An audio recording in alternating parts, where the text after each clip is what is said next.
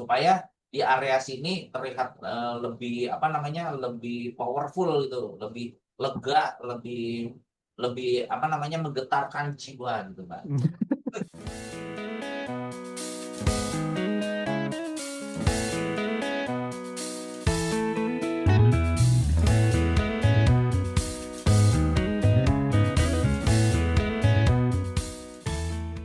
Hari ini di sesi Protoks Ramadan Series kali ini kita akan membahas salah satu proyek rumah ibadah yaitu Masjid Klangen yang akan disampaikan oleh Pak Angga Wijaya.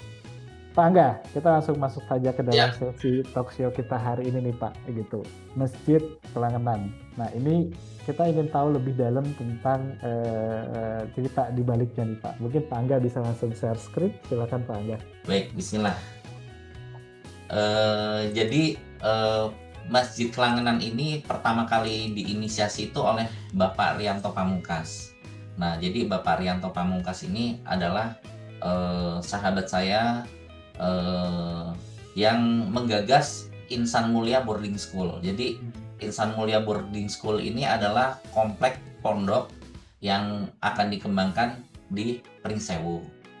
Nah, jadi, eee pertama kali dimulai ini adalah, kita berada di tanah yang luasnya itu 8 hektar dan sekarang, area Insan Mulia Boarding School sudah mencapai 28 hektar ya dalam satu lingkup dan sekarang yang baru digunakan itu sekitar 4 hektar. Tapi, di sini saya coba membacakan kembali apa yang saya kutip dari Pak Haji Riyanto Pamungkas. Kebetulan, alhamdulillah Pak Haji Riyanto Pamungkas itu sekarang menjadi bupati di Kabupaten Pringsewu, begitu. Oke. Ini yang saya kutip, saya baca aja, "Bismillah, Masjid Klangenan dan Peradaban yang dimulai." Ini kata-kata dari beliau. Logo ini dibuat dengan narasi atau simbol-simbol yang menguatkan simbol Islam itu sendiri. Di dalamnya itu diberi warna biru tua, seperti dalamnya lautan. Diberi warna biru muda, seperti terangnya langit, dan diberi warna hijau, itu seperti tunas yang bertumbuh. Lalu 8 sudutnya melambangkan arah mata angin yang menjadi orientasi penyebaran Islam ke segala penjuru. Sebuah makna yang terdalam dalam berserta harap dan doa, masjid ini adalah titik tolak juga perwujudan agar bisa menjadi bagian dari kebangkitan peradaban dan syiar Islam. Itu dari Pak Haji Riyanto Pamungkas.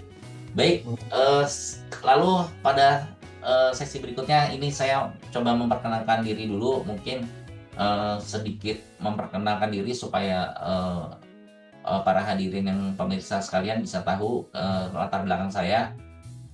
Saya adalah dari Universitas Diponegoro untuk S1 jurusan arsitektur.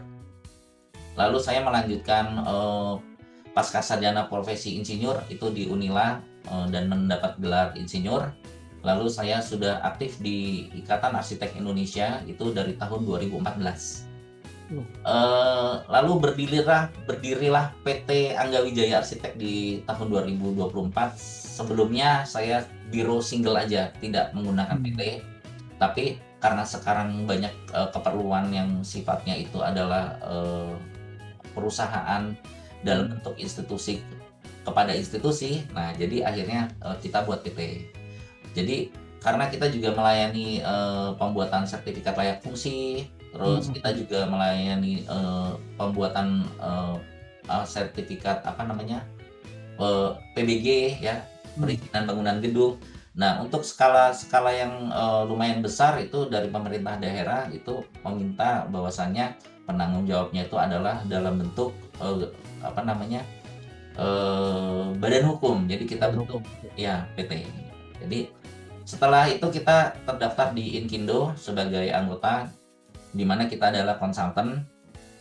Dan Inkindo ini adalah penting. Kenapa kita harus jadi anggota di Inkindo? Karena di situ kita dibantu untuk memiliki sertifikat badan usaha. Jadi kalau kita di pemerintahan itu jadi konsultan, kalau tidak ada SBU berarti nanti di OSS itu perusahaan kita itu tertulisnya itu belum terverifikasi. Begitu. Jadi perlu tambahan legalitas lain gitu Betul, ya Pak Angga ya? betul untuk di biro. Lalu berikutnya lagi saya menjadi bagian dari Persatuan Insinyur Indonesia di PII, di mana di PII ini saya mendapat gelar IPM karena mirip sama lah seperti di apa namanya di IAI saya mendapat AR ya gitu. Lalu untuk keseharian saya buat apa namanya mengisi waktu-waktu yang luang ini saya juga memiliki kayak semacam workshop interior. Saya beri nama Pawon. Nah, di sini adalah menyalurkan hobi saja karena saya memang suka interior design, saya suka gitu.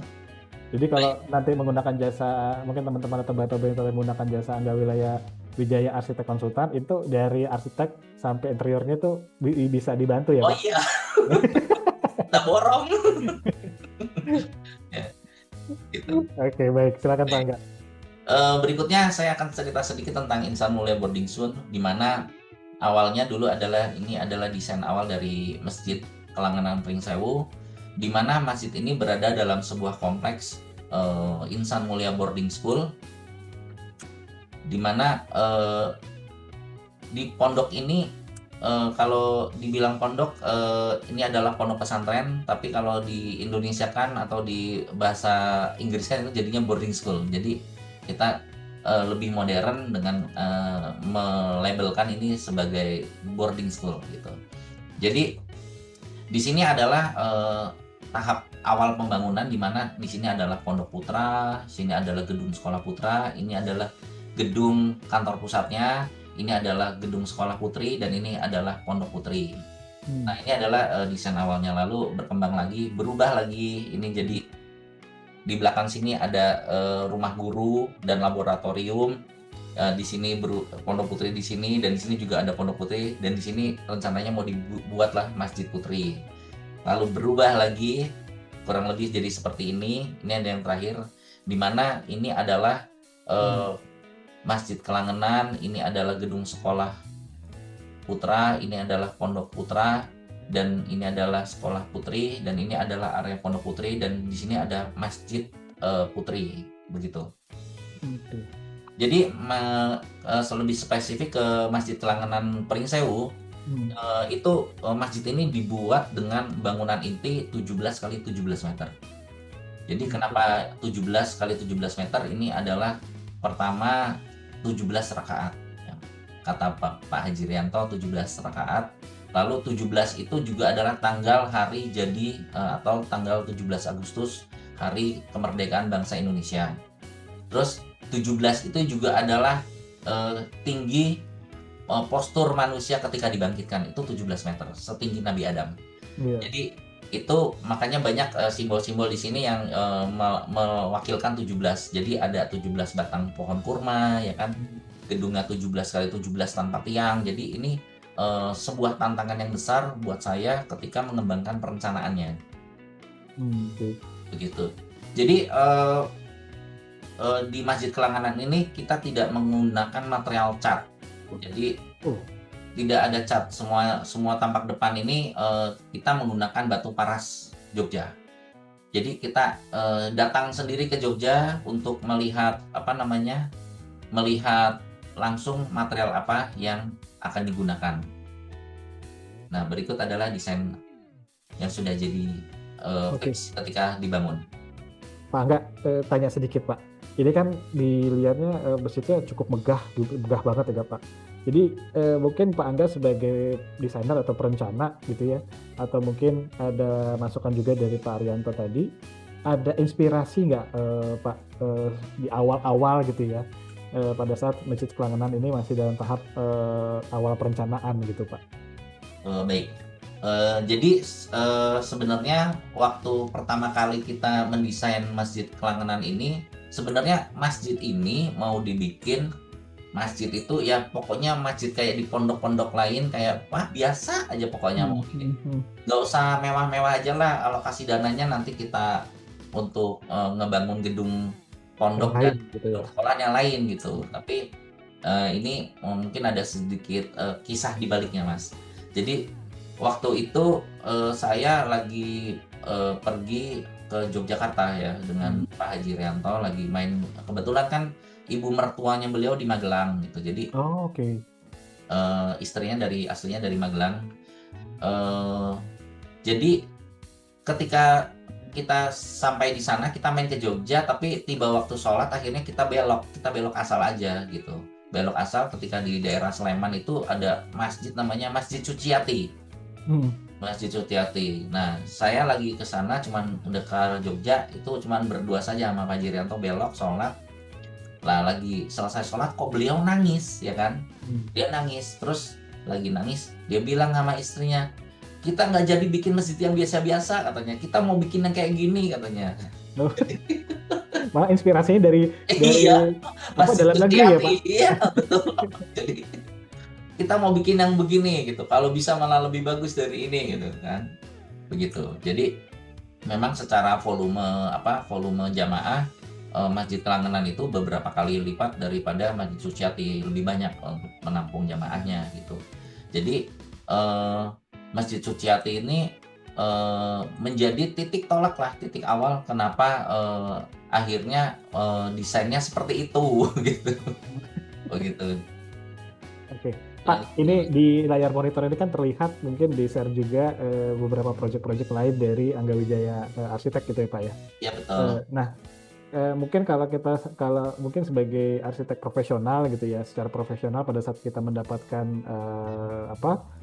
tugas gitu ya, merencanakan sebuah bangunan itu kan ada nilai komersilnya gitu Pak. Ini mungkin kita ngobrol di luar dari sisi teknis dulu ya Pak. Baik. Gitu ya, misalnya bangun rumah atau bangun bangunan komersil itu pasti kita akan berdiri sebagai profesional. Gitu. Baik.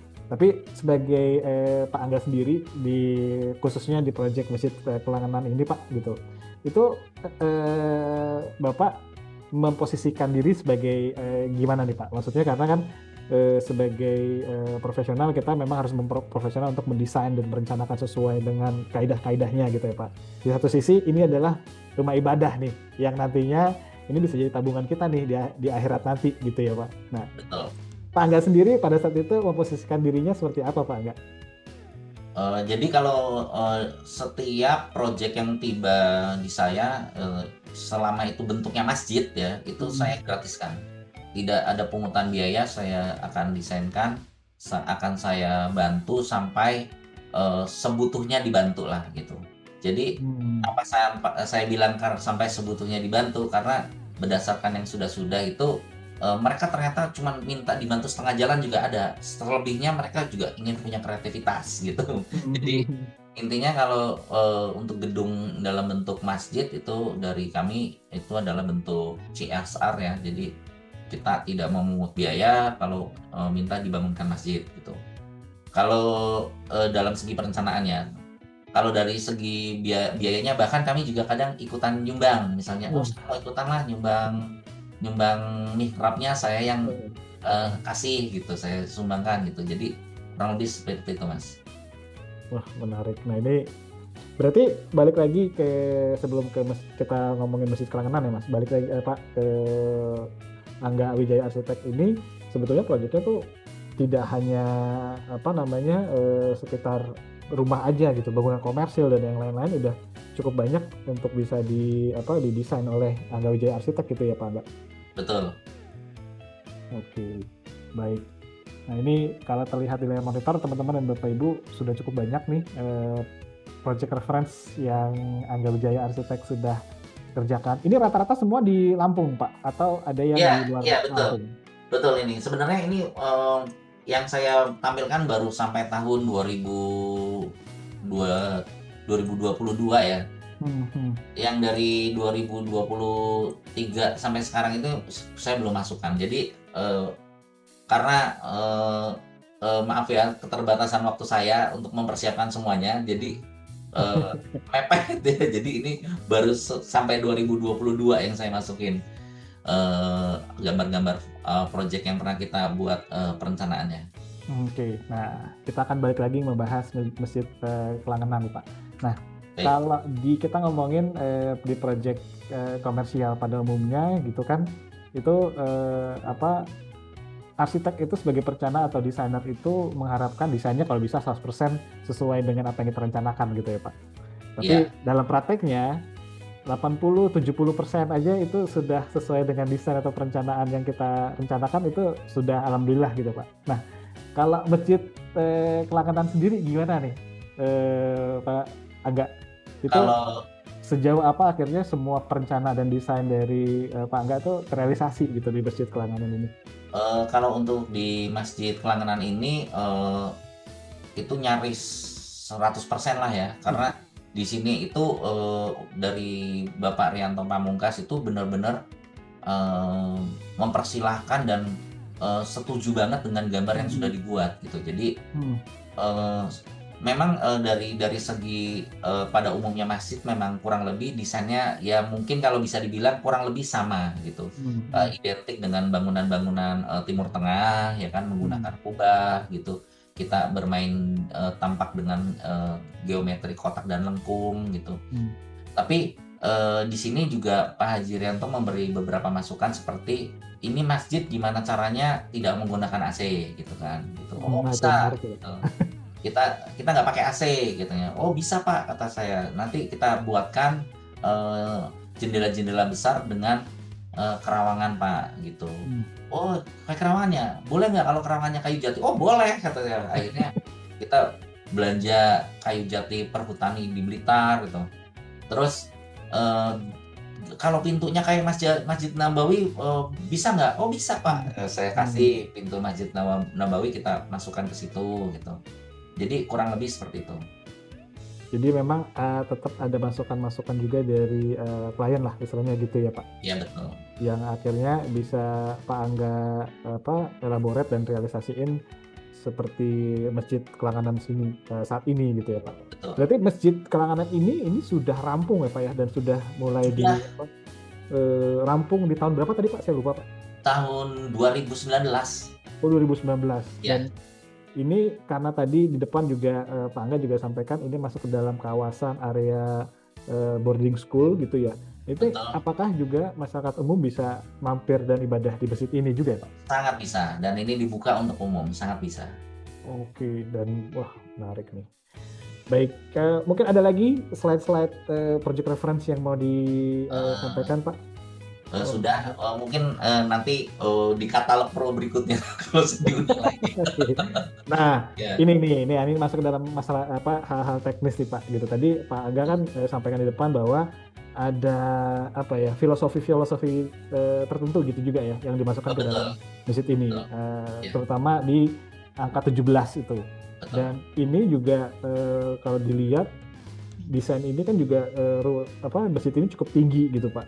Dan tadi Pak Haji Arianto sebagai klien juga mengharapkan nggak usah pakai AC. Berarti kan kerawangannya mesti banyak nih Pak.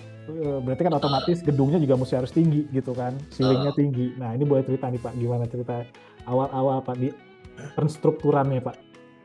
Baik, jadi pertama kali yang membuat saya itu merasa tertantang untuk membuat desain Masjid Kelangenan Riso ini adalah justru strukturnya gitu. Jadi karena apa? Karena ini mau dibangun dengan bentang 17 meter.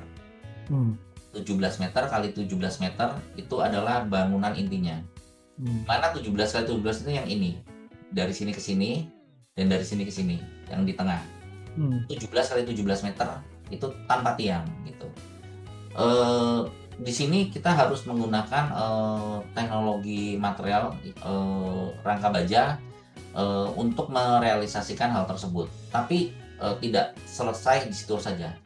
Ternyata setelah kita konsultasi dan kita menghitung beban yang ada di situ yang harus kita pikirkan dan kita alokasikan di situ, untuk kubah dengan plat dan dudukan kubah dan platnya dan kubahnya berserta lampunya itu beratnya 8 ton.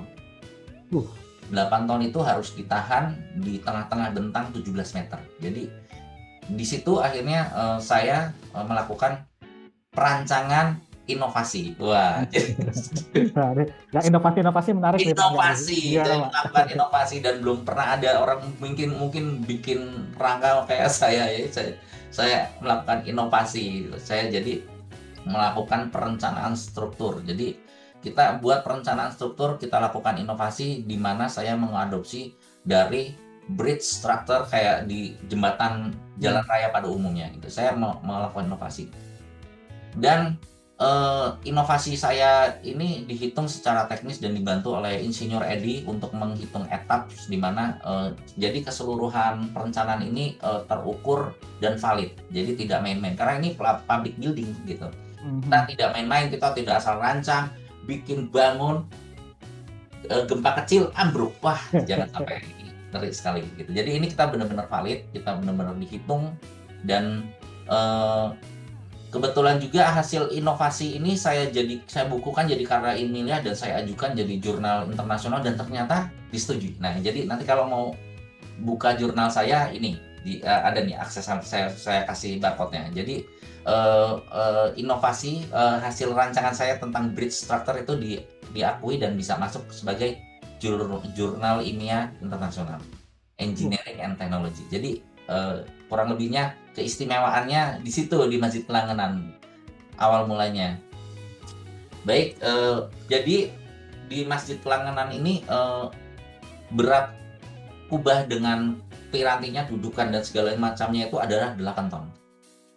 Lalu kita ngitung juga berat plafonnya dari gair cetak itu 4 ton kurang lebih, nggak jauh-jauh dari situ. Jadi ada 12 ton yang harus kita pikirkan dan harus disanggah di tengah-tengah masjid yang bentangnya 17 meter. Jadi ini PR, jadi saya coba merancang strukturnya dan itu bukan berarti tidak mengalami kegagalan dalam perencanaan ya, tapi itu kita terus perbaiki dan dibantu oleh Insinyur Edi untuk memperhitungkan hal tersebut. Jadi ketika sudah dihitung dengan bridge structure yang sudah akhirnya saya tetapkan, udah pakainya segini aja, coba hitung lagi. Nah, di titik itu adalah kita berhasil membuat struktur dengan daya dukung bisa menerima beban di struktur atap itu adalah 17 ton. 17 ton. Jadi kita masih punya spare banyak. Nah, tapi nggak puas sampai di situ, kita juga uji magnitudonya. Magnitudonya kita uji. Magnitudonya kita uji dengan program etaps ya. Kita goncang mulai dari 5 bagus, 6, 7 sampai 8. Jadi karena kenapa 8 ada titik maksimal pengujian magnitudonya itu kenapa sampai di titik situ saja, karena kita mengambil magnitudo maksimal yang mungkin pernah terjadi di area Sumatera gitu. Jadi kita ngambilnya di 8. Dan ketika diuji dengan 8 magnitudo ini dan dia ternyata masih menghasilkan koefisien di bawah 1. Berarti kalau dia koefisiennya masih di bawah 1 berarti gedung akan masih standing still, dia akan masih gitu-gitu aja, nggak kenapa-napa lah. Kalaupun terjadi retak mungkin pada dinding penyekat atau apa minor gitu. Seperti itu, Mas Bayu. Pak, sedikit bertanya juga Pak. Tadi kan Pak Aga sempat sampaikan strukturnya tuh menggunakan juga rangka baja gitu ya Pak. Nah, betul. Itu apakah jadi salah satu salah satu solusi juga untuk misalnya bangunan-bangunan tinggi yang mempunyai beban di atas itu cukup tinggi, cukup berat gitu ya Pak, yang akhirnya bisa menopang itu semua gitu. Kalau misalnya kan sejauh ini mungkin di banyak proyek itu strukturnya itu masih struktur beton, Pak. Betul. Jadi kalau struktur beton untuk bentang 17 saya pikir itu saya juga bingung ngecornya, mungkin kayak jalan tol ya. Gede bener ya kan. Baloknya gede gitu kan supaya kita bisa nahan 12 ton gitu kan. Gitu. Tapi dengan temuan ini akhirnya kita membuat struktur itu lebih murah sebenarnya. Jadi lebih murah, lebih affordable untuk direalisasikan dalam konstruksi masjid seperti itu. Oke, ini kan berarti masjid ini itu dua lantai ya Pak ya? 2 lantai, betul. Itu untuk keseluruhan itu bisa menahan 17 ton itu Pak, atau hanya yang lantai 2-nya aja Pak? Apa dua keseluruhan itu Pak? Untuk keseluruhan. Oke, baik. Jadi, kalau yang untuk yang di spesifikasi lebih spesifik yang menahan 17 ton itu adalah di rafternya Pak, di kuda-kudanya itu Pak. Dengan teknologi yang kita buat bridge structure itu Pak. Oke. Nah, ini akhirnya bisa menemukan apa namanya fix angka-angka bentangan baja betonnya, bajanya berapa meter, terus juga bisa menahan berapa ton gitu ya Pak. Akhirnya bisa menemukan angka-angka tersebut yang fix itu berapa lama Pak pengetesannya Pak pada saat itu? Itu pengetesan dilakukan di program ETAPS ya. Hmm. Itu ya kurang lebih 1 bulan lah kita merencanakan itu, dibolak-balik, dirubah lagi sampai akhirnya kondisi strukturnya itu affordable dan aman ya untuk bangunan gedung ini gitu. Jadi Hmm. nggak langsung jadi. Pertama juga bentuknya belum kayak gitu, masih masih yang lain bentuknya. Tapi Iya, iya, akhirnya iya. kita akhirnya bikin seperti itu. Oke, sama satu lagi Pak, kalau kita ngomongin kekuatan sebuah bangunan itu kan juga mempengaruhi apa dipengaruhi juga oleh area lahannya ya Pak. Nah, Betul. karena bisa dibilang ini Masjid Klanen ini cukup megah, besar dan mungkin ada beberapa spesifikasi yang khusus gitu ya Pak. Itu ada apa namanya ada diolah lagi nggak sih Pak area lahan tanahnya di bawahnya itu Pak untuk perkuatan mungkin atau mungkin yang lain gitu Pak? Betul. Jadi kebetulan untuk di Masjid Langenan Pring Sewu ini Hmm. adalah masjid yang berdiri itu hasil kepras ya. Biasanya kan cut and fill, nah ini hasil cut. Bukit itu Oke. di-cut, bukit itu di-cut. Oke. Jadi pada titik berdirinya masjid ini posisinya itu untuk menggali pondasinya itu udah jadi kayak kerja keras sebenarnya. Berarti keras ya Pak tanahnya Pak Wah, material. keras. Jadi kita galinya pakai excavator yang gede itu sampai dicrup gitu, Eh, rati batunya gitu. Saking kerasnya ya gitu. Akhirnya eh, apa namanya akhirnya tidak menggunakan untuk gedung masjidnya, kita tidak menggunakan bore pile karena itu udah hmm. cukup keras, dan eh, yang menggunakan bore pile itu minaretnya. Nanti saya ceritakan. Oke, baik-baik. Nah, ini kita sudah masuk ke dalam desain-desainnya nih pada saat pembangunan. Ini boleh diceritakan nih Pak. Ini berarti bagian fasad depan ya Pak ya? Ya, ini bagian dalamnya ketika ketika dibangun ya. Hmm. Eh, Nah, ini adalah proses pembangunan ketika finishing di dalam. Hmm. Kurang lebih seperti inilah interiornya. Nah, ini yang tadi saya cerita. Ini adalah rangka GRC ya, rangka plafon GRC. Ini yang saya tadi bilang, ini beratnya itu kita sudah mentaksir, ini dihitungkan, kita estimasikan itu beratnya 4 ton. Nggak jauh-jauh dari itu angkanya, 4 ton ini. Karena ini bahannya GRC cetak. Dipasang, Oh, itu oke, oke. dikaitkan ke atas, itu dilas ke rangka-rangka ini. Ini rangkanya pakai besi holo ya. Nih, Jadi ini kan masuk ke dalam area ceiling ya Pak ya? betul. Nah, berarti GRC ini itu custom istilahnya ya Pak? Custom, Oke. betul, custom. Nah, jadi seperti itu, GRC custom. Lalu itu bagian tengahnya menuju ke kubahnya, kurang lebih seperti ini. Lalu dicat satu persatu. Oke, Pak, menarik nih Pak. Kita ngomongin sedikit yang ceiling customnya tadi. Itu perkuatannya ditempel ke mana namanya?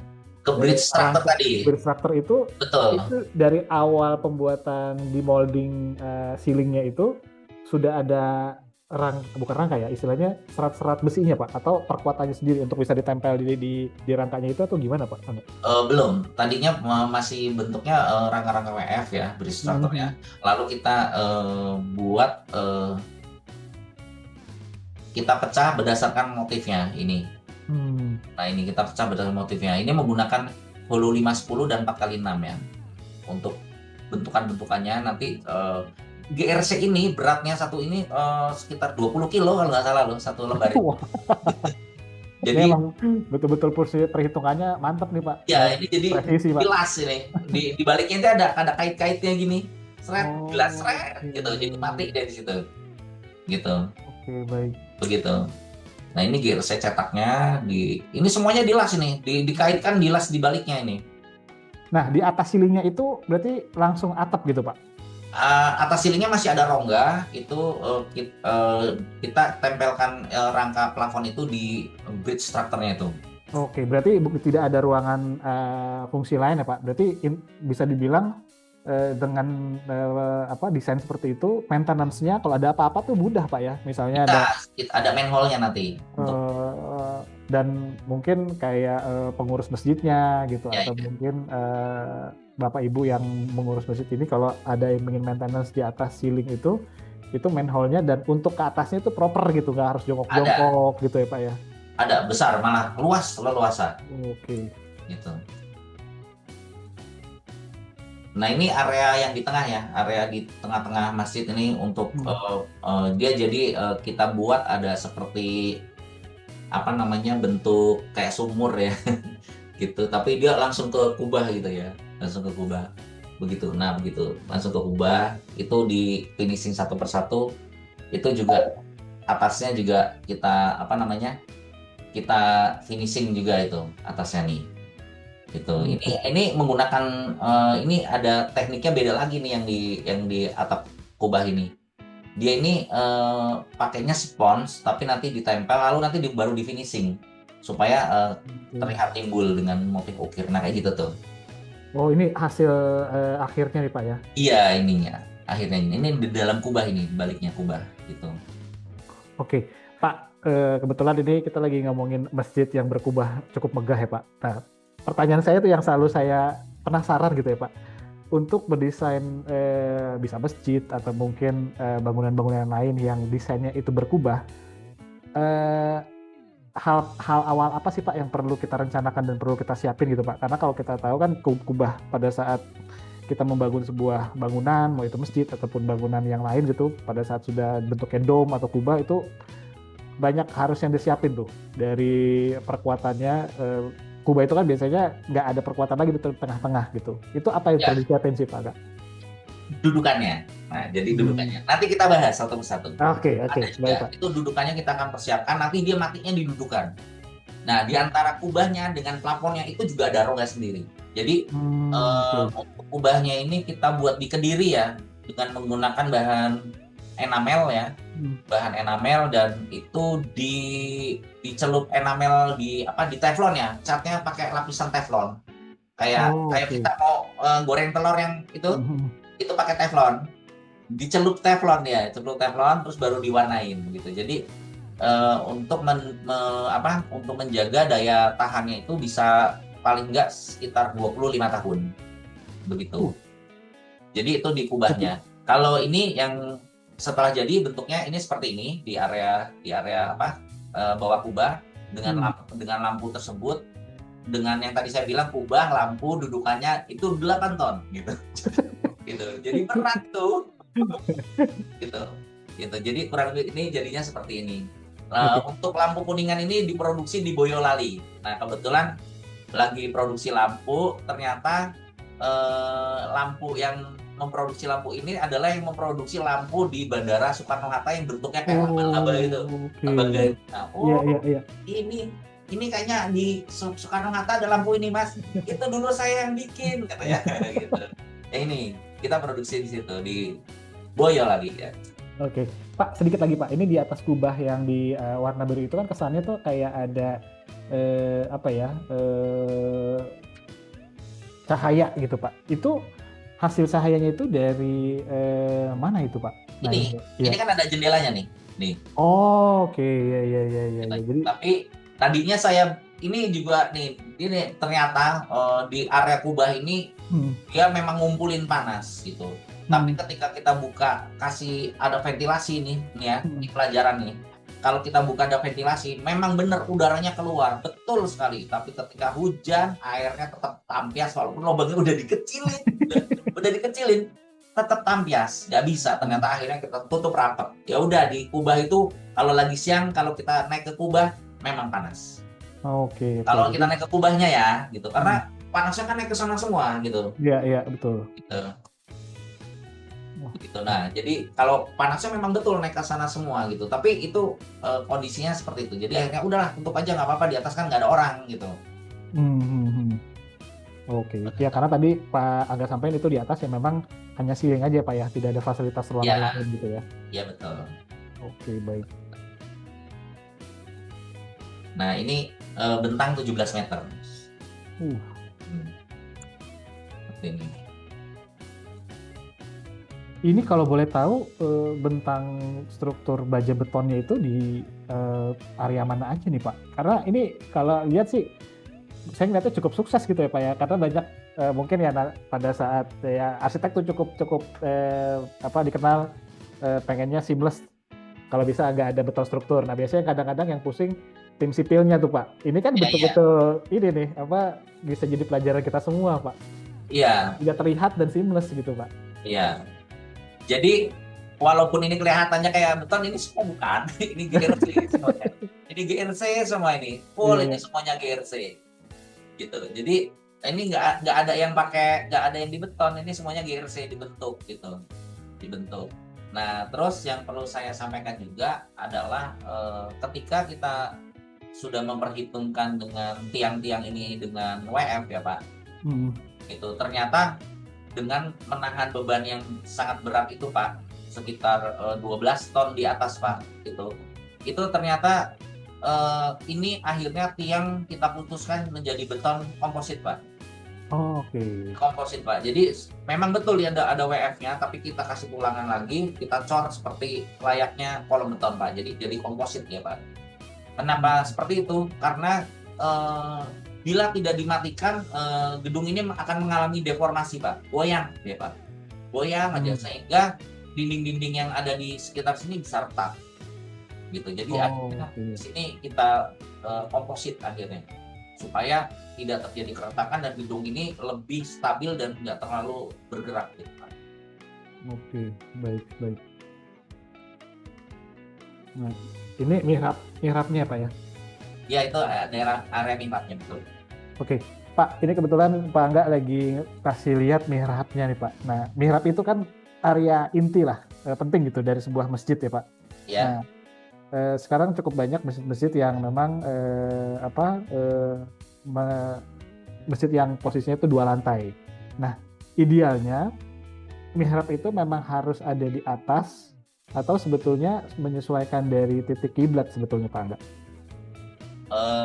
Kalau mimbar atau mihrab ya, mihrab itu kalau bila ingin desainnya lebih kelihatan apa namanya fantastis atau sangat menyentuh gitu, besar gitu, mau nggak mau memang di lantai dasar itu adalah lantai mimbar.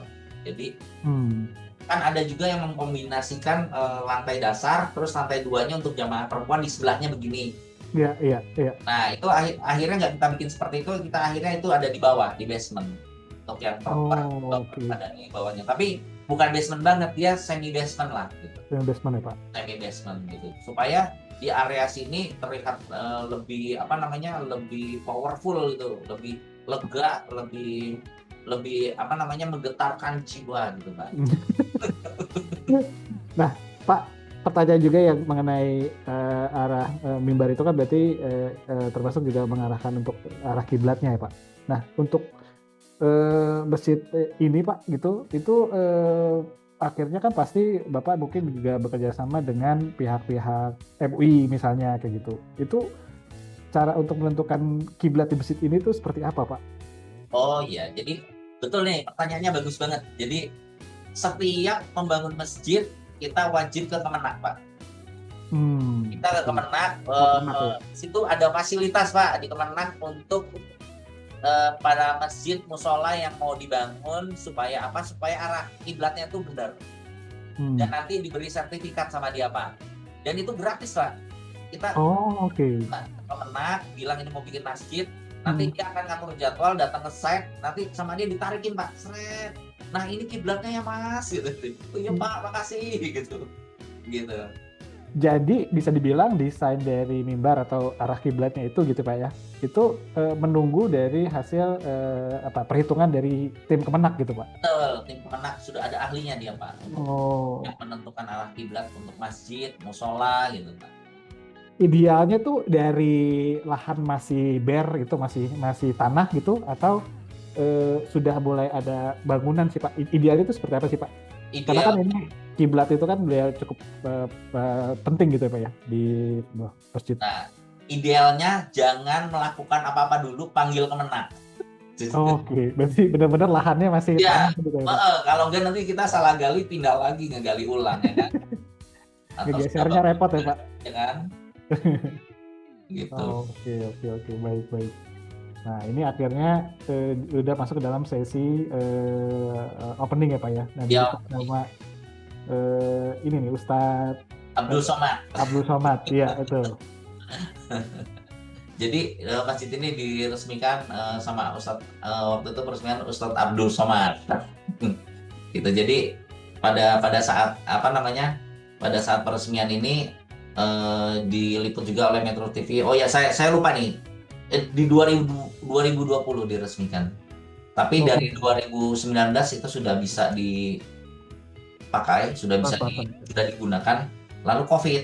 Nah, waktu mau peresmian itu akhirnya ditunda lah, akhirnya di 2020. Oke. Jadi baru di 2020 akhirnya betul-betul pembukaannya gitu ya, Pak. Betul, Oke. betul sekali. Oke. Jadi berikutnya ini saya share sedikit tentang kondisi lahannya. Jadi pertama kali dibuat kondisi lahannya ini adalah perbukitan, ya kan? Perbukitan dan ini ada di Jalan Putra Salaf ya, di Pringsewu Selatan. Jadi pembersihan ini kita menggunakan Savator ini nih. Dan Savator ini bukan nyewa, ini dibeli sama Pak Haji Rianto. Udah kita beli walaupun bekas, beli aja lah katanya. Daripada nyewa, ini banyak yang mau diratain gitu kan. Pakai Savator ini. Yang tadi saya cerita gali pondasi sampai warapi ya. Jangan buat cakaran. Warapi digali itu sampai ngeratainnya susah banget. Begitu. Nah, ini adalah hasil yang diratakan. Jadi sudah diratakan. Tepatnya areanya di sebelah sini nih. Kalau ini adalah yang diuruknya nih. Ini tadinya kan ada semacam apa namanya, kayak ada yang turun ada yang naik. Nah, yang di sini nih tadinya bukit nih, di sini nih bukit nih. Ini nih yang dekat mobil ini. Nah, di sini ini Masjid Langgenan di sini. Jadi tanah yang di sini ini udah dikepras-kepras masukin ke sini. Ini. Oke. Jadi bagus juga ya, Pak. Jadi pada saat apa istilahnya pampapras bukit itu kayak apa tanah yang digali itu bisa dipindahkan ke area yang butuh ada memadatkan tanahnya gitu ya, atau diuruk betul, gitu. Betul. Punya lokasi buang dekat lagi. Iya. Dan ini kalau ini bekas orang liar gimana ya, pemanfaatan liar orang produksi batu bata. Itu. Jadi posisinya itu lahannya itu lahan terbengkalai yang dibeli. Ini tadinya lokasi batu bata. Jadi ini lubangnya dalam-dalam ini. Dalam-dalam ini bisa piara ikan bahkan. Jadi lubangnya tanahnya bekas dieksploitasi, produksi batu bata. Puluhan tahun lagi produksinya, ya kan? Jadi akhirnya gunung ini dihabisin untuk ngapain yang bekas tambang batu bata itu yang udah lubang-lubang itu diratakan, ya ditutup di situ. Begitu. Oke.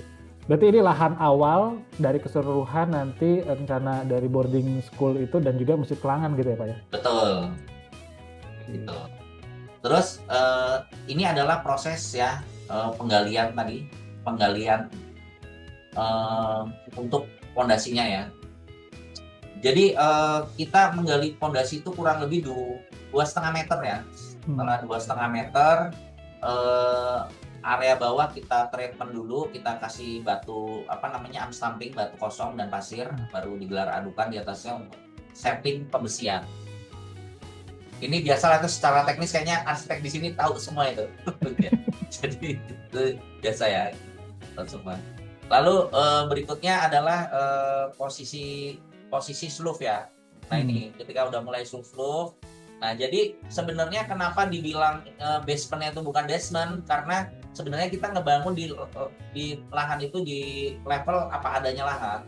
Lalu nanti abis itu kita akan membuat dia seolah-olah basement. Nah jadi seperti ini. Nah ini kita naikkan untuk menjadi lantai bordesnya masjid. Nah ini dinaikkan. Terus supaya dinding nanti dicat tidak rembes, kita membuat dinding yang tidak menempel dengan pondasinya, di pondasi batu. Berapa meter ini, Pak? Ya, itu kita. Jadi ini tingginya ini adalah 2,7 meter. Oh, bisa dibilang ini yang semi basementnya tadi itu, Pak ya? Ya, semi basement. Padahal dia di lantainya ya bukan di lantai basement, bukan. Iya, bukan ngebolongin tanah lagi ya, Pak. Bangunannya dinaikin gitu. Ya, kita cekin aja cuma supaya dia nanti jadi semi basement gitu. Itu lantai bawahnya. Terus nah ini yang tadi saya bilang, kalau kubah itu dia rangkanya ada dua, yang ini ini plafonnya nih, yang tadi dicat nih, rangkanya ini rangkanya. Yang atas ini adalah dudukan dari kubahnya ini, enamel gitu. Berarti pembuatan kubah itu tadi Pak Angga sempat sampaikan di mana Pak? Di site ya Pak, bukan dibentuk di workshop di luar dulu gitu Pak? Oh, betul, dia sudah punya template-nya dia untuk bikin ininya, apa namanya, kan dia kayak sisik-sisik gitu ya, sepotong-sepotong, dia udah punya dia template-nya, dia bikin produksi di sana, datang ke sini dalam bentuk kepingan, dia masih kepingan, baru dipasang di sini. Berarti di site masjid ini itu tinggal kita buatin aja rangka-rangkanya sesuai dengan spesifikasinya gitu ya Pak? Betul. Jadi dia udah datang, dia tinggal pasang di dudukan kubah ini nih. Ini kan ada dudukan kubah nih. Ya. Terus yang saya mau ceritakan adalah ini kan gambarnya awan. Iya. Setelah plafonnya ini gambarnya awan. Ini bonus sebenarnya dari pembuat kubah gitu. Ini bonusnya gambarnya awan, dicatin gambar. Terus saya bilang, aduh kayaknya udahlah biarlah, nanti kita bikin lagi aja. Soalnya kalau gambarnya awan, ini kayaknya awannya mendung gitu. jadi kita akan ganti aja itu gambarnya, tadinya awan itu, ya kan? Jadi udah kita rubah yang kayak tadi yang udah saya kasih lihat ya. Nah, ini saya mau cerita nih, ini bridge structure nih. Nah, jadi kenapa akhirnya bentuknya seperti ini? Yang di kiri itu adalah persilangan. Ini kita mengadopsi struktur pada jembatan umumnya lah, jembatan pada umumnya kita double ya, kanan kiri 2, terus ini juga di sini. Nah, jadi di sini tengah nanti yang kita akan gunakan titik ini, ada titik terkokoh, jadi di mana beban ini tersalur sempurna dengan hampir tidak ada kalau di struktur itu gaya guling ya, saya lupa bahasa Inggrisnya itu, tidak ada gaya guling. Jadi ini tersalurkan lurus, tegak lurus ke tiang-tiang ini. Dibagi rata gitu. Jadi seperti yang tadi sudah kita hitung strukturnya. Jadi beginilah bentuk rangka bridge structure-nya seperti ini. Dan yang ujung ini adalah kalau di struktur itu istilahnya apa ya, di ujung jurai. Untuk jurai. Ini jurainya atap. Karena nanti di bagian miring ini semuanya ini ditutup dengan menggunakan atap berjaringan. Begitu. Oke, berarti struktur atap ini untuk struktur keseluruhan dari masjid ya Pak, bukan per panel ya, bukan per meter beda lagi, per meter beda lagi. Jadi ini untuk keseluruhan atap gitu Pak. Betul, ini adalah 17 kali 17, tidak ada tiang di tengahnya. Ini seperti ini bentuk strukturnya, gitu. Yang tadi seperti saya bilang, ini tadi itu adalah dudukan kubah yang ini ya. Dudukan kubah ini yang sudah saya harus siapkan sebelum orang kubahnya itu datang, karena dia akan matikannya di sini, di dinabul sini. Matikan dinabul kedudukan kubah ini. Dan di sini kita menggunakan batu paras Jogja, ini paras Jogja. Lalu profil yang ke sini adalah seperti untuk endingnya, ini kita menggunakan GRC cetak juga. GRC cetak ya Pak? Betul, GRC cetak. Itu dari vendor manufaktur atau custom di Lampung Pak? Itu di sini sudah ada sih. Itu satu vendor dengan plafonnya. Oke. Iya. Gitu. Nah, jadi ini waktu di gambar itu, ini yang saya bilang nih di bawah nih, dia nih akhirnya di sini nih. Iya, itu untuk yang area basement. Yang tadi itu untuk tempat jamaah perempuan yang di bawah. Gitu. Nah, ini pada saat pembuatan area teras ya. Jadi teras ini kita desain seperti ini. Nanti posisi tiang-tiang di teras ini kita bungkus pakai batu marmer. Nah, kita ke Tulung Agung ini, Tulung Agung Jawa Timur apa ya? Iya. Nah itu kita pesen di sana Tulung Agung. Kita pesen Oh, bentuknya udah bunder-bunder gitu, bunder kayak gini dibelah dua. Jadi nanti tinggal selek gini, tinggal digini. oh, oke. Jadi tetap ditutup pakai natural stone lah istilahnya batu Ya, batu alam gitu ya. ya Tapi lokal dan kebetulan masih di daerah Jawa ya Pak. Jadi lebih betul. mudah ya Pak. Makanya ini nih buat bungkus tiang-tiang ini. Nih, Oke. Nah, ini kan di tiang-tiang ini kan terlihat apa namanya strukturnya itu besi beton gitu ya, Pak. Nah, pada saat ditutup dengan apa ya istilahnya marmer tadi gitu, Pak. Itu ada pasti kan ada celah-celah yang kosong tuh, Pak. Itu diisi lagi atau ya tetap diisi, ditutup lagi, Pak? diisi. Nah, dicor, ya dicor supaya tidak Oke. tidak terjadi korosi pada besi WF-nya. Oh, iya iya iya. Iya. Oke, dan ini juga terlihat nih ya, Pak, beton apa di atapnya itu terlihat apa struktur-struktur baja betonnya gitu untuk Ya, bisa menopang berat dari atasnya, Pak. betul. Terus berikutnya lagi kita akan ke minaret. Nah, jadi Nah, ya. minaret ini adalah perwujudan sosok Nabi Adam ketika dibangkitkan kan 17 meter, Hmm. 10 hasta ke langit kata Rasulullah. Jadi dia akan kurang lebih jadi nah ini balik dulu. Hmm. Ini dudukan kubahnya yang tadi saya bilang nih. Oh iya iya. Ya, maaf ya ini materinya cek-cek ya. Materinya cek-cek. Jadi ini dudukan kubahnya kayak gini nih. Gitu. Jadi di atasnya bridge structure tadi yang ini. Hmm. Nih. Ini bridge structure. Ini kita taruh plat beton di sini. Kita ngecor. Oke. Ini kita cor, terus kita buat ini kaki ini pakai kombinasi batu bata dan terakhir ada ribalok. Ini tiang-tiangnya ini kita dirikan dengan kolom-kolom untuk menyangga kubah ini karena ini kubah ini berat sekali ini Oke. gitu. Nah seperti ini. Nah ini area mimbar ya, ini ngacak lagi nih area mimbar ya. Area mimbar itu ini kita menggunakan marmer juga ini ya. Sebenarnya tadinya ini nggak mau di kotak-kotak gini, nggak mau, tapi ternyata di pengiriman itu marmernya pada patah ini, Oke. Jadi pada seharusnya patah seharusnya lebih besar dari ini berarti Pak. Ini ya. Tadinya kayaknya mau dipolosin aja gini snap gini, mau uh, dipolos uh. ya kan. Ternyata kita order dari Tangerang sampai sini pada patah kan. Oh, akhirnya di apa di ini inisiatif dibuatlah seperti ini gitu ya Pak ya. Ya betul, jadi akhirnya saya order list kuningan dari Boyolali ini Hmm. kuningan, lalu saya minta dipotong jadi bentuk tiling tapi kita pasang seperti ya kayak di kubahnya lah, jadi sisi tingkat begitu. Berarti tiles ini itu nempel ke dinding atau di struktur itunya Pak? Apa Itu ada kuningannya Pak? itu ada dindingnya di belakangnya. Oh, oke. Tuh, ada dindingnya. Nah ini tadinya mau polos begini Iya, ya kan? iya. Polos gitu. Terus ini kan secara keseluruhan ketika sudah terbangun gedungnya, jadi 17 meter itu adalah dari sebelah sini ke sini 17 meter. Gitu. Nah, untuk Oke. di area belakangnya yang sini, dari sini ke sini adalah 6 meter. 6 meter dari pinggir sini ke sini, sebelah sini 5 meter, sebelah sana 4 meter.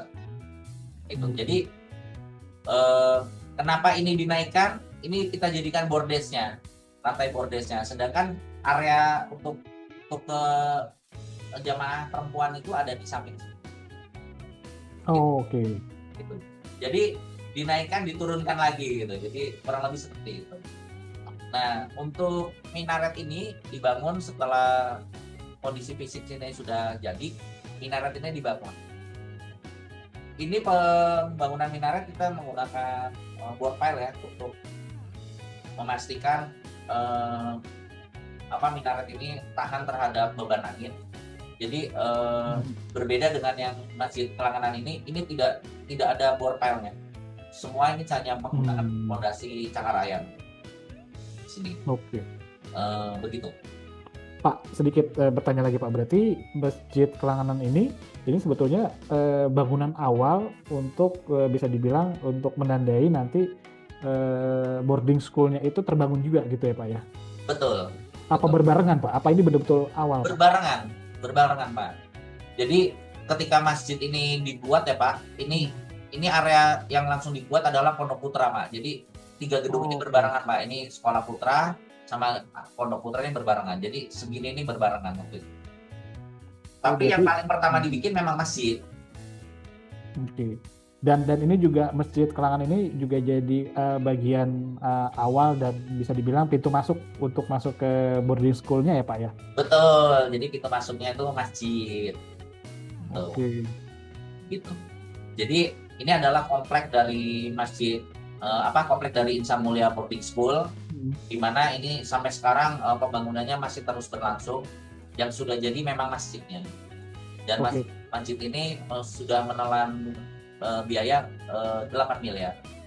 Oke, Pak, sedikit lagi kebahas tentang masjid, Pak. Masjid itu kan biasanya memang disampaikan oleh Nabi tuh masjid itu bangunan yang nggak hanya dibuat untuk ibadah sholat gitu ya, juga Betul. bisa di tempat untuk beraktivitas atau bermuamalah untuk jamaah-jamaah yang lain. Nah, itu dipersiapkan juga nggak sih, Pak, area untuk aktivitas lain gitu ya selain ibadah gitu? Karena seperti yang kita ketahui, apalagi sekarang kita masuk ke bulan Ramadan gitu ya, di pekarangan masjid kadang-kadang suka ada yang buka booth makanan gitu atau aktivitas yang lain. Nah, di masjid Oh, Kelangan ini seperti apa Pak? Atau masuk ke dalam area boarding school-nya sebetulnya aktivitas seperti itu ya Pak?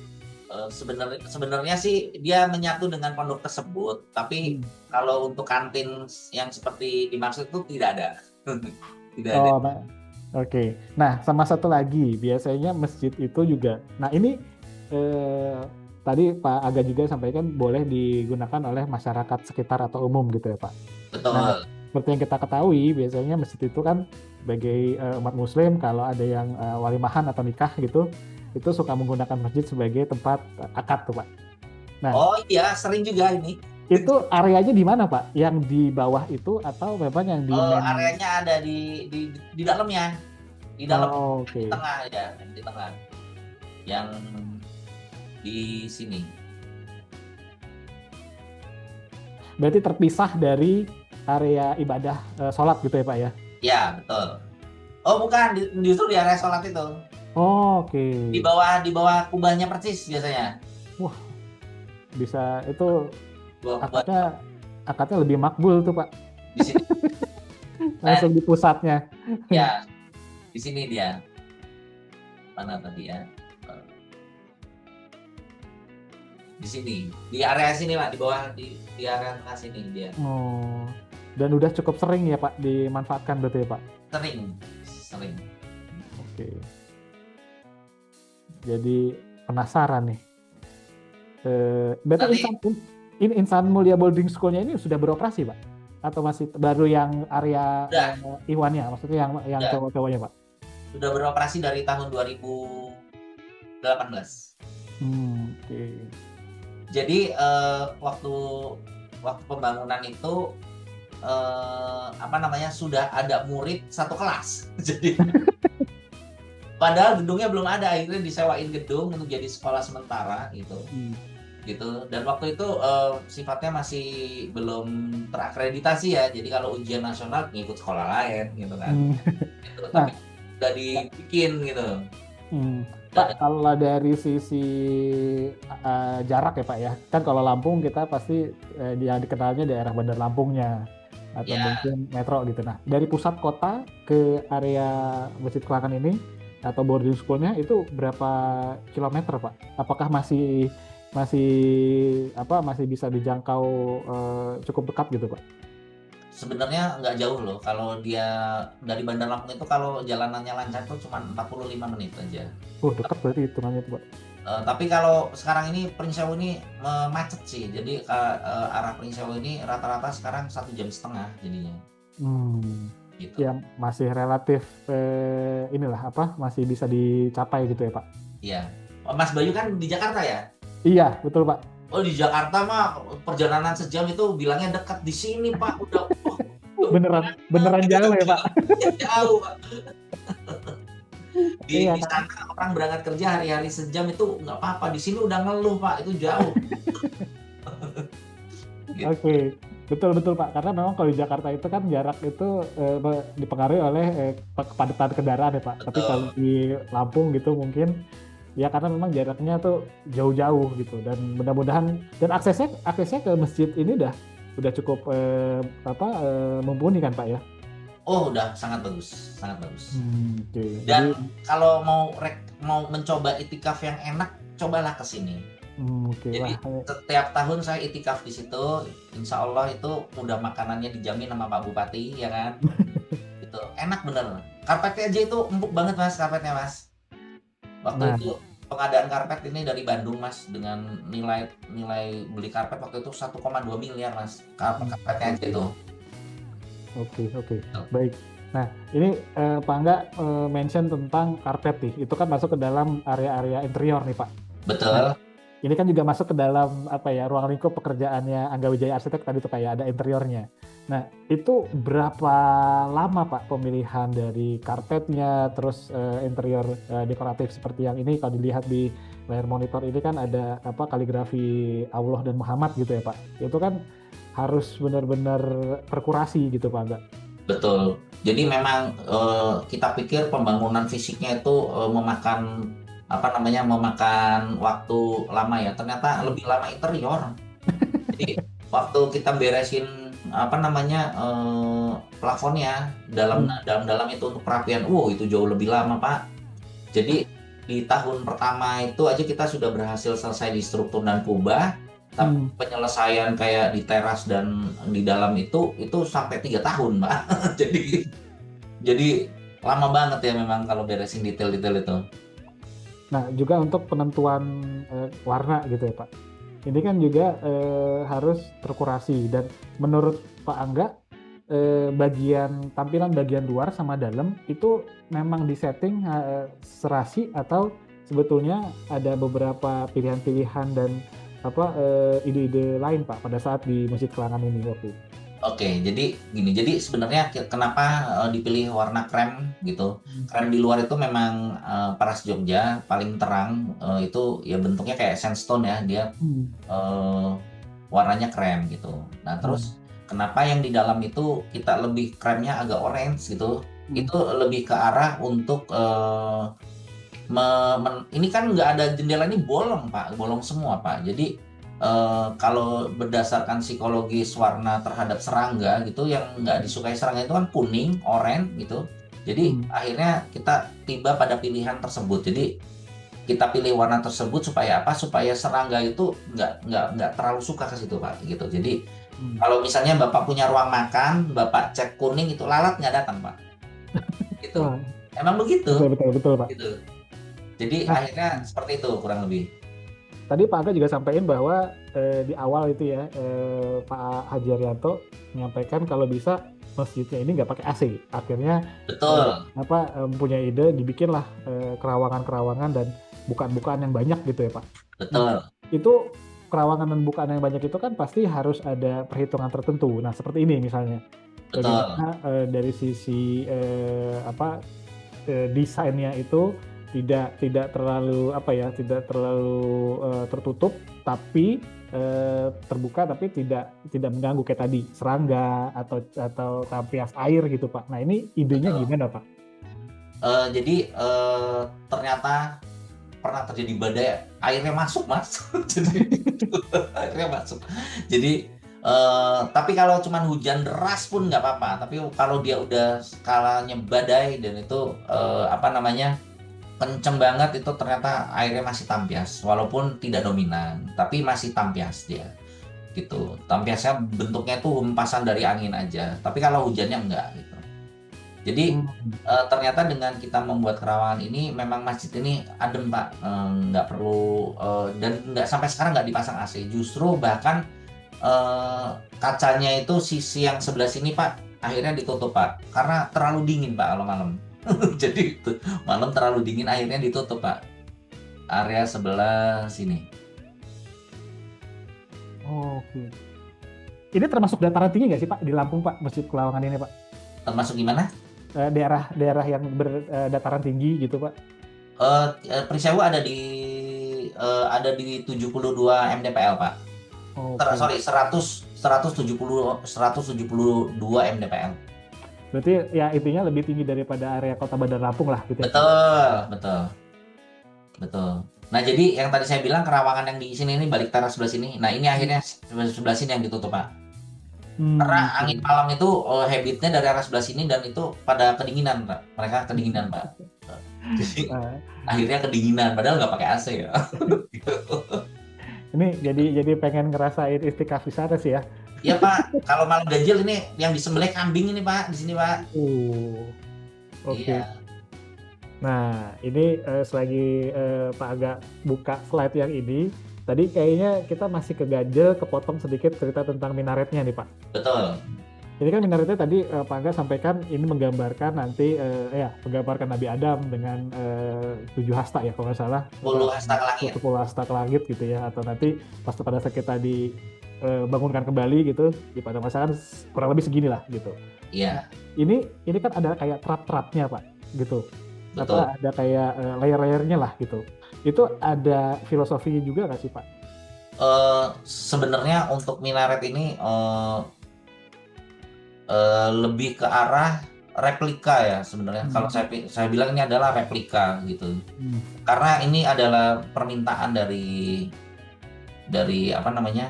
Dari ownernya supaya lebih menggambarkan apa namanya Masjid Nabawi gitu. Jadi akhirnya kita mereplika bentukan minaret tersebut dan kita letakkan di situ gitu.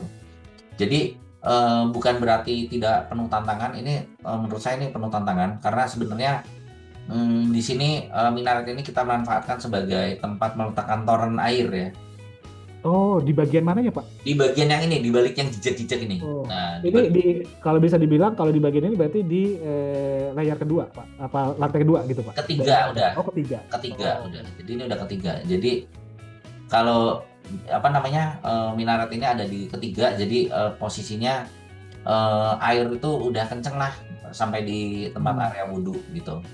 Ya, daya gravitasinya bisa neken ke bawah gitu ya Pak ya? Ya. Ketinggian dari torennya gitu. Dan seluruh bentukan yang rumit-rumit ini semuanya pakai GRC cetak. Ini pagarnya ya kan. Terus area atas ini GRC cetak semua. Gitu. Ini masih ada ruangan maintenance juga berarti ya Pak ya di dalam minaret ini Pak? Nggak ada. Ini adanya tangga ke atas aja buat naruh corong buat kalau maintenance corong masjid ya. Begitu. Dan di atas ini area untuk pengeras suaranya ya Pak? Betul, yang ini di sini. Oke. Nah, ini mungkin beberapa tahun yang lalu, mudah-mudahan saya sampai ini nggak terlalu sensitif ya Pak. Mungkin beberapa tahun yang lalu kita sempat ada berita viral yang suara pengeras suara tuh mengganggu gitu. Nah, Pak Aga pada saat ngedesain dan menempatkan posisi dari minaret ini juga bukan memprediksi ya, istilahnya juga mendesain arah suaranya akan ke arah mana gitu. Betul.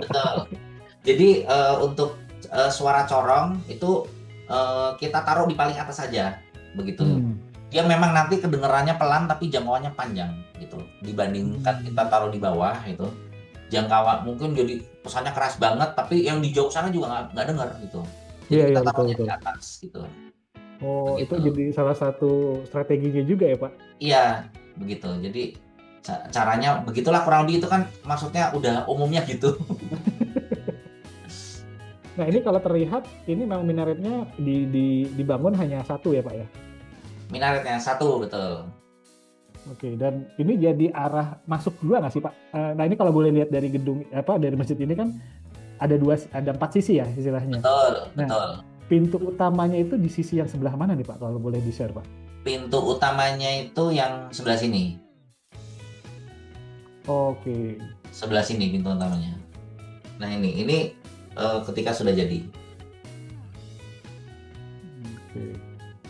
Ini 17 rakaat, 17 Nih. Ramadan, ukuran masjidnya pun 17 meter kali 17 meter. Dan di tangga-tangga masjid itu semuanya berjumlah ganjil. Di menara masjid ini itu kurang lebih 25 meter. Oh sorry, 25 meter, betul. Nanti manusia akan ditampilkan. Di dalam logo Masjid Langganan ini ada logonya seperti ini, ada segi 8 yang merupakan 8 penjuru mata angin. Mudah-mudahan karena Masjid Langganan ini berada di komplek Pondok Pesantren Ihsan Mulia, mudah-mudahan anak-anak yang di sini setelah lulus di sini itu bisa menyebarkan agama Islam ataupun menyebarkan dakwah ini ke 8 penjuru mata angin.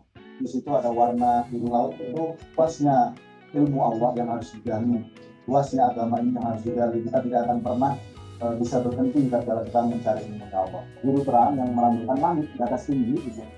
Ternyata kalau kita ilmu itu di atas langit itu masih ada langit. Warna hijau muda yang melambangkan fokus semakin bertumbuh, semakin berkembang. Mudah-mudahan gambar-gambar ini atau nama ini, simbol-simbol dan angka-angka yang kita tanamkan ini memberi makna yang mendalam. Lebih spesifik lagi, ini masjidnya berdiri ataupun bertempat di Kabupaten Gersel.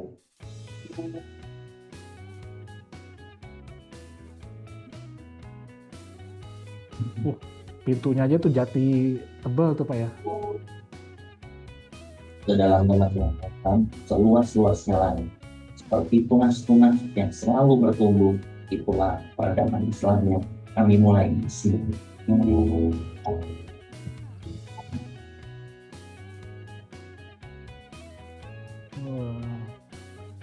Keren Pak Angga. Saya jadi malu. Sinematiknya keren Pak. Apanya? Video sinematiknya keren. Oh gitu ya. Saya jadi malu. Oke, Pak, berarti balik lagi ke interiornya ya. Tadi kita lihat di karpetnya aja itu sangat custom ya Pak, mengikuti dari desain masjidnya gitu. Kayak tadi ada desain mata angin gitu kan, Betul. warnanya gitu. Ya, betul. Berarti mungkin seperti yang Pak Angga tadi sampaikan ya, pada saat pembangunan dan akhirnya mengisi material-material interiornya, dekoratifnya, itu waktunya itu kurang lebih jadi 50-50 ya Pak, pada saat pembangunan sampai dengan interiornya gitu Pak. Betul, jadi total pembangunan ini kurang lebih 4 tahun lebih loh, sampai semuanya benar-benar selesai. Karena banyak detail-detail yang kita perjuangkan, walaupun hasilnya jauh dari sempurna lah kalau versi saya. Karena tukang-tukangnya itu semuanya adalah tukang lokal gitu, dan di sini tidak ada tukang yang ibaratnya benar-benar sudah go internasional atau go nasional bagus, itu nggak ada. Jadi benar-benar kearifan lokal lah gitu. Oke. Gitu. Nah ini untuk keseluruhan kedepannya nanti ya Pak ya? Iya, ini yang sudah terbangun. Oh ini sudah terbangun nih Pak? Bukan ini nih Pak berarti Pak? Bukan, ini sudah terbangun. Oke. Sudah terbangun. Bahkan ini gambarnya beberapa tahun yang lalu ya. Yang terbaru saya belum update lagi sih. Ini kalau mau diupdate lagi, mungkin nanti kita bisa naikkan drone lagi untuk bisa ambil gambarnya lagi ya Pak. Gitu. Berarti di 2026 ini boarding school Ihsan ini sudah beroperasi full berarti Pak ya? Oh, udah lebih besar lagi sekarang. Bahkan kantor yang ini udah beroperasi nih, kantor pusatnya udah beroperasi. Oke, Ihsan Mulia Boarding School ini berarti betul-betul sudah rampung semuanya. Sudah diisi dengan banyak santri-santrinya lah istilahnya gitu ya Pak. Betul. Di situ setiap jenjang itu ada 9 kelas ya, 9 kelas kali 3, setiap kelasnya itu ada 9. Jadi kelas 1 itu ada 9, setiap kelasnya itu 30 orang. Jadi kalau kita kalikan itu 30 kali 9 itu berapa ya? 270 ya. 270 kali 3 kelas itu SMP, 3 kelas SMA berarti kali 6 itu. 210 kali 6 itu berarti 1.600 ya. 1.600-an orang itu yang putra. Nanti yang putri sama. Berarti di situ kapasitas yang sudah termaktub di situ itu adalah sekitar 3.000-an siswa dan siswi ya. Oke. Berarti 3.200. Gurunya aja 250 lebih ya kalau nggak salah, 250 lebih. Jadi sekitar aktivitas itu cakupannya tuh public building ini mencakup kapasitasnya kurang lebih jadi sekitar 3.600 lah Wow. orang gitu. Mungkin sedikit membahas Insan Mulia Boarding School ini Pak. Berarti Insan Mulia ini jenjangnya itu dari SD, SMP, SMA atau SMP, SMA aja Pak? SMP dan SMA aja Oh, oke. gitu. Wah, ini sangat luar biasa nih. Dan perkembangan akhirnya penambahan area bangunan dan yang lain, ini apakah dari Pak Angga juga diikut sertakan juga Pak? Iya, jadi memang betul. Karena saya di situ tuh adalah sebagai penanggung jawab rencana ya. Jadi sampai sekarang kita tetap in charge, tetap ngawal terus perkembangan di situ. Karena gedung-gedung yang ada di sini ini semuanya kita yang merencanakan dan kita yang memperhitungkan strukturnya supaya bangunannya itu aman, sesuai dengan tentang undang-undang peraturan daerah tentang bangunan gedung ini masuk semua. Dan ini sudah memiliki izin operasi dan sekarang sudah terakreditasi A dia. Wah, Gitu. berarti bisa dibilang ini jadi salah satu sekolah unggulan juga di Lampung ya Pak? Betul. Dan yang sekolah di sini nggak cuman dari Pringsewu aja, tapi udah dari luar Pringsewu, bahkan ada dari Palembang juga ada. Oh, oke. Dari Jawa Pak cukup banyak juga berarti Pak? Bisa jadi banyak gitu. Oke. Pak, sedikit lagi, ini kan kalau dilihat ini akhirnya banyak masa bangunan yang terbangun gitu ya Pak ya. Berarti selama 4 tahun itu apakah hanya proses pembangunan Masjid Kelangan ini Pak, atau keseluruhan dari area Insan Mulia Boarding School ini akhirnya Pak? Keseluruhan akhirnya. Jadi sambil masjidnya dibangun di awal, terus step by step melanjutkan area-area sekolah, gedung-gedung sekolah yang lain gitu ya Pak Angga? Betul. Jadi sebenarnya di situ ada lagi Masjid Putri ya. Cuman saya tadinya mau saya masukin semua, tapi saya khawatir perbincangannya terlalu panjang gitu kan. Jadi nanti takut yang dengerin juga wah bosen gitu. Kayaknya enggak nih Pak, karena masih terus bertambah Pak gitu.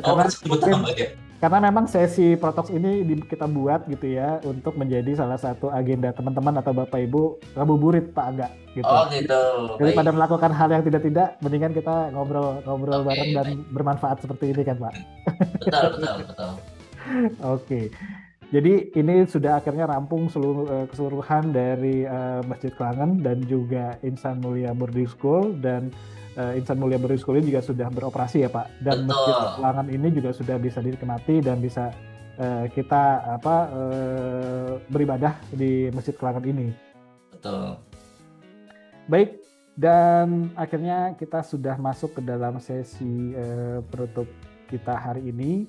Mudah-mudahan apa yang disampaikan oleh Pak Angga ini bisa bermanfaat dan bisa menginspirasi ya Pak Angga ya. Jadi sebuah masjid itu tidak hanya harus bisa dibilang seadanya ya. Selama kita mempunyai rezeki yang cukup gitu ya, kenapa tidak kita membuat sebuah rumah ibadah khususnya masjid itu yang bisa menampung kebutuhan atau ibadah-ibadah dari masyarakat sekitar gitu ya. Seperti itu ya Pak Angga ya. Siap, betul. GoPro with Katalah Bro. Oke, baik. Terima kasih sekali lagi Pak Angga Wijaya. Terima kasih. Pak Dadang tadi dan IAI Lampung sudah berkenan mensupport acara kita, dan Pak Angga sudah berkenan sharing di sesi kita di Protox Ramadan Series kali ini. Dan juga terima kasih banyak kepada Bapak Ibu dan teman-teman sekalian. Mudah-mudahan apa yang disampaikan hari ini bisa bermanfaat, dan sekali lagi ini bisa menjadi ngabuburit yang lebih positif. Untuk itu saya tutup sesi Protox Ramadan Series kali ini. Selamat sore. Assalamualaikum warahmatullahi wabarakatuh. Terima kasih. Waalaikumsalam warahmatullahi wabarakatuh.